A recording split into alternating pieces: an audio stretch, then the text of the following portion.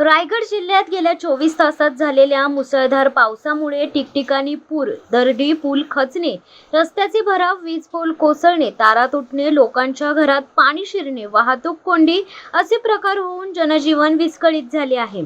याचा सर्वाधिक फटका अलिबाग तालुक्यातील रामराज विभागाला बसला। मध्यरात्रीपासूनच परिसराला पाण्याचा विळखा पडल्याने पुराचे पाणी लोकांच्या घरात शिरले, लोकांचे संसार उघड्यावर आले, लाखो रुपयांचे नुकसान झाले। त्यामुळे पूरग्रस्त रामराजकरांचे अश्रू पुसण्यासाठी भाजपा नेते व माजी समाज कल्याण सभापती छोटम शेठ उर्फ दिलीप भोईर यांनी रामराज परिसरात धाव घेतली। रामराज येथे भेट देऊन ग्रामस्थांशी संवाद साधला।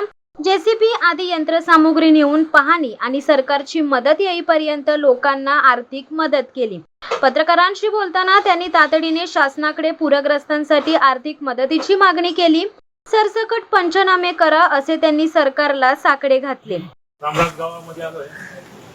इतर समाज आणि कोळी समाज हे एकत्रित समाज आहे। नदीच्या काठावरती पूर्ण गाव बसलेलं आहे। अनेक वर्षापासून इथल्या प्रशासनाने ही दखल घेणं अत्यंत गरजेचं आहे, कारण पूर्ण डोंगराळ भाग आहे आणि पूर्ण नदीकडून समुद्राकडे जाणारा पाण्याचा मोठा प्रवाह आहे आणि त्या प्रवाहाला लागून हा रामराज पूर्ण गाव आहे। आणि त्या गावामध्ये ज्या वेळेला अतिवृष्टी होते त्यावेळेला गावामध्ये कंप्लीट पाणी येतं आहे।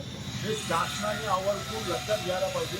म्हणजे शासनाने दुर्लक्षित झालं का असं मला वाटतं, कारण आज ज्या वेळेला अतिवृष्टी झाली आणि गावामध्ये घरामध्ये साधारणतः 2-2.5 फुटापर्यंत लोकांच्या घरामध्ये पाणी गेलं आहे। शासनाने याची लगेच दखल घेऊन तलाठी, सर्कल, माननीय तहसीलदार यांनी दखल घेऊन लगेच सरसकट पंचनामा होणं अत्यंत गरजेचं आहे। आणि पंचनामा केल्यानंतर त्याला तात्काळ मदत कशी मिळेल ही बघणं अत्यंत गरजेचं आहे। आज इथे सर्व ग्रामस्थ मी आपला पूर्ण परिसर फिरून आलो तर खरोखर म्हणजे काहीतरी कोणतरी सांगतोय आणि घरामध्ये पाणी गेलेलं नाही असं नाही, सगळ्याच घरामध्ये पाणी गेलेलं आहे। तर तलाठी, सरकार यांनी सरसकट पंचनामे करावे अशी त्यांना मी विनंती करतो। धन्यवाद। शिवसत्ता टाइम्ससाठी धनंजय कवटेकर, अलिबाग।